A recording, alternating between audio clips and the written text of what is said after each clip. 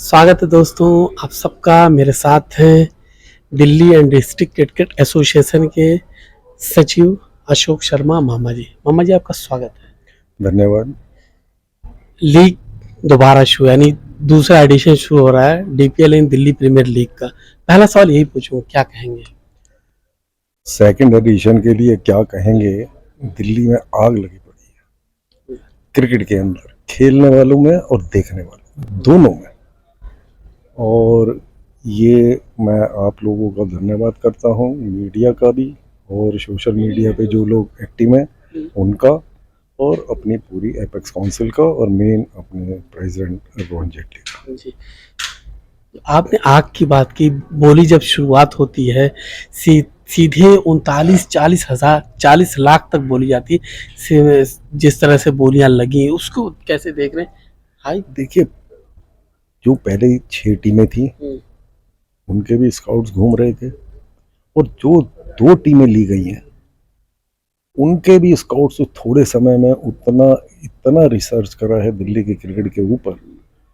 8 टीमों ने अपने तरीके से क्या बच्चा खेलता है, कहाँ खेलता है, कैसे खेलता है, किन परिस्थितियों में खेलता है, और मौसम को भी ध्यान रखते हुए पूरी टीम को खरीदने में जो उनका टीम लगी हुई है 8 फ्रेंचाइजी की, तो मैं देख के हैरान हूँ कि मैं बहुत समय से दिल्ली क्रिकेट से जुड़ा हुआ हूँ और तकरीबन बच्चों को जानता हूँ, जो स्टेट खेलते हैं, जो लोकल खेलते हैं। मेरी एक दिन की दिनचर्या है कि मैं छोटे छोटे मैच भी देखने जाता हूँ, छोटी छोटी जगहों पर भी जाता हूँ। तो जो स्टेट प्लेयर और मार्की प्लेयर में प्रतिस्पर्धा हुई है, सिमरनजीत गया हाईएस्ट बीट पर 39 लाख और उसकी परफॉर्मेंस, और सैनी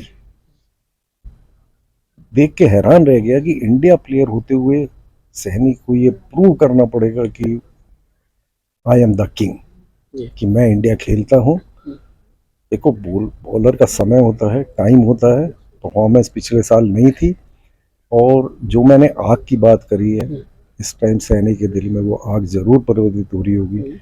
इस टाइम उसका जलवा हमारी डीपीएल 2 में देखने को मिलेगा।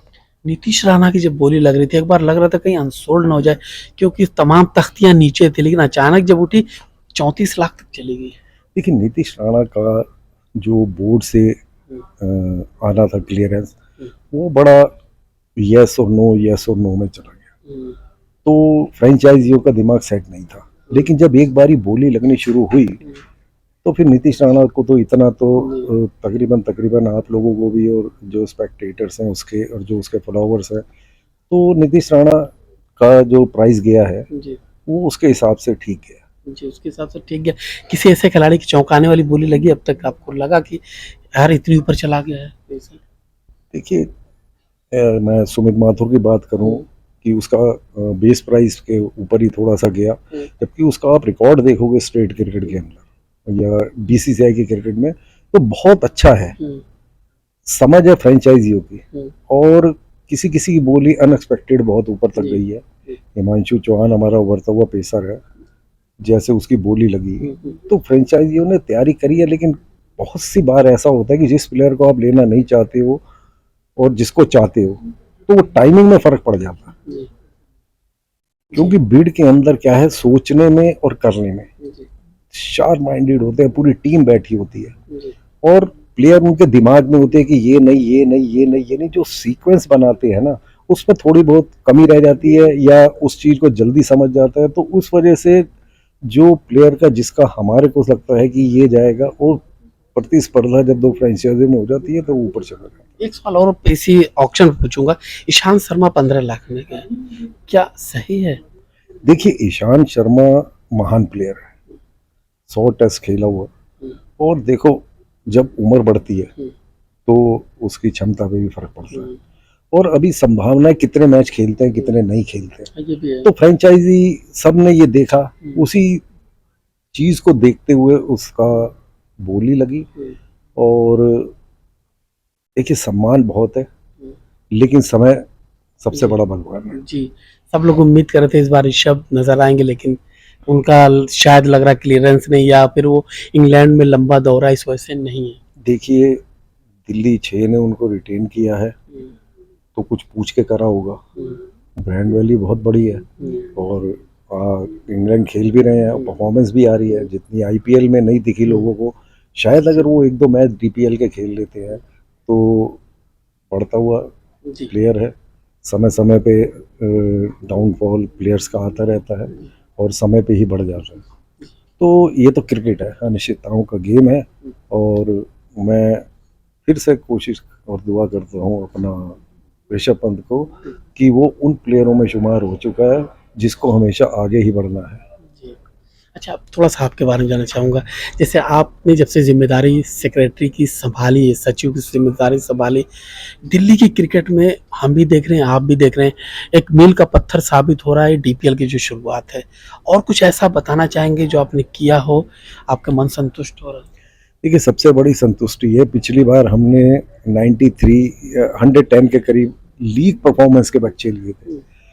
जिस जो ग्रास रूट है दिल्ली का, सब बच्चे चाहे वीरेंद्र सहवाग हो, गौतम गंभीर हो, ईशांत शर्मा हो, विराट कोहली हो, सभी उस चीज को खेलते हुए निकले। पहले आपको उस लोकल क्रिकेट के अंदर अपनी परफॉर्मेंस देनी पड़ती है और जब से मैंने ये पद संभाला है तो मेरा उसी ग्रास रूट को सुधारने का प्रयत्न दिल से कर रहा हूँ और आज उसी कैटेगरी के बच्चे 365 के करीब हैं और फ्रेंचाइजी इंतजार कर रही हैं उस कैटेगरी की। जब सेल शुरू होगी तो आपको चौंकाने वाले देखने को मिलेंगे। जी, आखिरी सवाल पूछूंगा। मुझसे बहुत से लोगों ने पूछा है, डीपीएल इतनी अच्छी लीग है, फिर बरसात में क्यों? क्या कैलेंडर में और कहीं गुंजाइश जगह नहीं मिल रही थी? देखिए, आईपीएल हमारा दिल्ली के अंदर होता है, जून तक चला जाता है। जून के बाद फिर जो हमारा विंडो होती है लेने में, तो अच्छी विंडो मिलना जरा कठिन होता है। उस टाइम बहुत सारी लीग शुरू हो चुकी होती है, स्पॉन्सर को ढूंढने में मुश्किल होती है और हर चीज के पीछे पैसा जरूरी है। तो हमारे प्रेसिडेंट उस सब चीजों को मद्देनजर रखते हुए ऐसा टाइम स्लॉट ढूंढते हैं जिसमें आप फ्री भी हो और इतनी गर्मी ना पड़े कि बच्चों के ऊपर फर्क पड़े उनकी क्षमता पे। थोड़ा अगस्त में बरसात का मौसम जरूर होता है लेकिन तैयारी हमने अच्छी कर रखी है। पूरा ग्राउंड ढकने का हमारे पास कवर है, मैन पावर हम हायर कर लेते हैं। तो हमारी पूरी कोशिश होगी कि दर्शकों को वो पूरे मैच देखने को मिले और खिलाड़ियों को अपनी पूरी क्षमता दिखाने का पूरा मौका मिले। वो तैयारी हमने युद्ध स्तर पर कर रखी है कि हर हालत में मैच होगा और इसी को सोचते हुए हमने ये जो अपना डीपीएल 2 है वो जुलाई और अगस्त में कराने की कोशिश करी है। मामा जी, आपने जब दर्शकों की बात की तो मैं चाहूंगा आप दर्शकों को बताएं वो कैसे मैच देखने आ सकते हैं, क्या कोई टिकट है, फ्री में आना है, क्या है प्रोसेस, थोड़ा बताएं। देखिए, हमने सबको मद्देनजर रखते हुए जितनी भी दर्शक हमारे पास आते हैं, टिकट सेल हमारी ऑनलाइन होती है और जो स्कूल कॉलेजेस के बच्चे हैं और जो एकेडमीज चल रही हैं हमारे, जो 110 क्लबों के थ्रू जो चलती हैं, उन बच्चों को हम फ्री में टिकट देते हैं क्योंकि असल में लीग उन्हीं के लिए सबसे ज़्यादा फायदेमंद होती है। दर्शकों को तो देखने का मनोरंजन हो, हमारी सबसे बड़ी दुआ और हमारी इच्छा ये होती है कि जो भी पैसा खर्च के आए उसे पूरा एंटरटेनमेंट मिले और दिल से वाह करता हुआ जाए कि क्या यहाँ पर अरेंजमेंट है।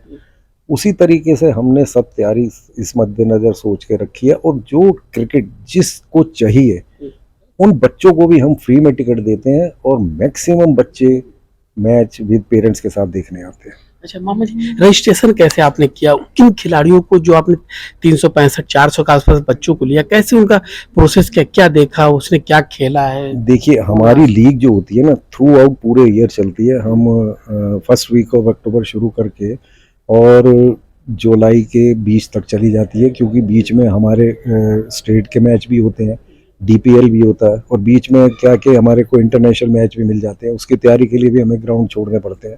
तो इस चीज़ को देखते हुए हम पूरे साल 1700-1800 मैचेस कराते हैं इन बच्चों के। 100 हमारे पास एफिलिएटेड क्लब है 109 के करीब, तो उनमें जब प्रतिस्पर्धा होती है और बच्चों को जब एक हमने स्पेस दे दिया कि आप यहाँ तक पहुंचो, उससे आगे आपको बढ़ने में सहायता होगी, तो वो लीग जो है इतनी पॉपुलर है, इतनी कंपटीशन है इसके अंदर कि हर बच्चा कहता है कि मैं यहाँ रन करूंगा तो मैं आगे जाऊंगा ना, उस लिस्ट में आऊंगा जिस लिस्ट में मेरे को ऊपर जाने का रास्ता दिखेगा।